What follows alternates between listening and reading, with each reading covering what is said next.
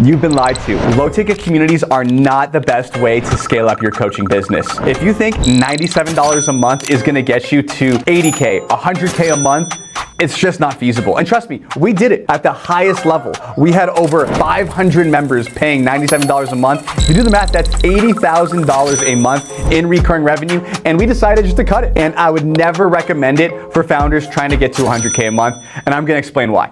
If you're new here, my name's Javi Chavez. I have scaled businesses to over $40 million in info product sales, hired and fired hundreds of sales reps. Like I just mentioned, we built up a low ticket community to over $80,000 a month. We even had Russell Brunson himself look at this funnel, so I know a thing or two about a thing or two. Let's get into it. Here's the promise of low ticket, and I get why it's so tempting, right? Everybody's pushing it. It's easy to sell. You're gonna build up a warm audience of people all paying $97. They're gonna end up ascending into your high ticket. That's a great dream. But here's the problem. Your low ticket community are the worst people, right? They pay the least.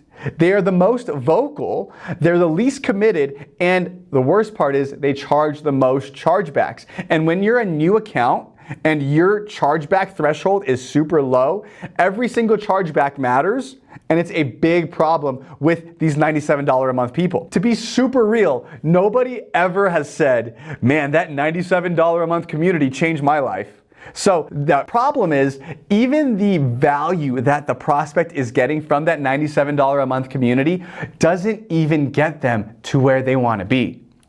It's a lose-lose all the way around. Once you start playing the paid marketing game, you have to look at things like your customer acquisition cost, or CAC for short. The thing is, when you're doing this at scale, it is incredibly difficult to acquire a customer for less than 97 bucks a month. So what does that mean? That every single time you put out your marketing dollars, it's gonna take you 1 to 2 months to see a return on that. So that means that you have to keep this person for at least, 3, 4, 5, 6 months before you start seeing a return on your investment. When we were doing it at scale, making $80,000 a month, our customer acquisition cost was $200 to $250 per person. So the only way that a low ticket community works is really building out your funnel. And we did it, right? We would go $97 a month. We also had order bumps for our software, so they could tack on an additional, $97 to $197 on top of their subscription. We were selling courses. We were selling all kinds of different little things between $47 to $197 to try to offset that customer acquisition cost. And we were pretty successful at it because we have a very deep list of products and services. If you're a new person and you're just trying to start a low ticket community with 97 bucks and you don't have all these order bumps and all these extra things in your funnel, you're probably gonna fail. The third part is your fulfillment goes way up because now you need a moderated community, 1 to 2 live calls per month to give them value and also ascend these people into your higher ticket. You need support systems for refunds, fail charges, and churn, and you better make it really, really good and valuable because this is where all your upsells are supposedly gonna be coming from. So what you just did is created an entirely new business division just to go make 97 bucks a month. And here's the biggest challenge for smaller creators are you only have so many people in your warm market that are willing to spend money with you. Let's pretend that if you have 10,000 followers, there's only about 10 to 20 people who would actually pay you for your service. If you only have 20 people willing to pay you, would you rather have 1 to 2 people who are willing to pay 5 to 10 grand or try to get 20 people to pay 97 bucks a month? It just doesn't make sense. You're way better off just finding 1 to 2 people who are willing to spend 5 to 10,000 with you and make your money that way. Less fulfillment, less challenges, and you're gonna be better off. And the most important part is that person that spends $5,000 to $10,000 with you is actually gonna see a return on their money. Founders, you need to ask yourself, what is the best use of your time, your money, and your resources? Because listen, low ticket really ain't it. Don't waste your best buyers, right? So if you have an audience of 10,000 followers, there's probably only about 10 to 20 people out of that 10,000 who are actually willing to invest money with you. So if you're gonna waste all those 10 to 20 people on a $97 offer versus maybe 1 to 2 out of that 20 who would have been willing to spend $5, $10, even $20,000 with you? What's a better trade-off? Trying to service 20 low-ticket people or 1 to 2 clients that are actually going to get value from your product, service, or offer? It's an absolute no-brainer. The next part is your churn is going to haunt you.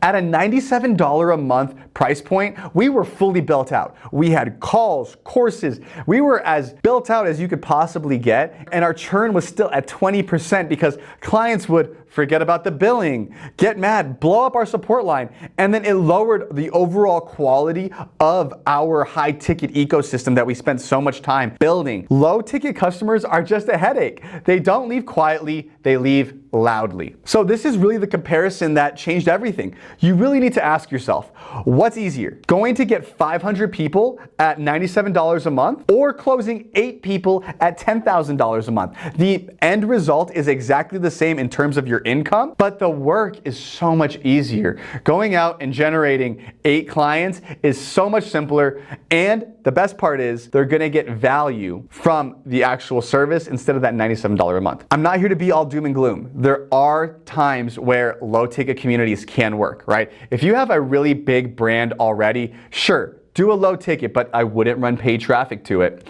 Additionally, if you're leveraging just organic content, not paid ads, it can work. And again, you also want to monetize your audience while scaling out some of your back-end offers.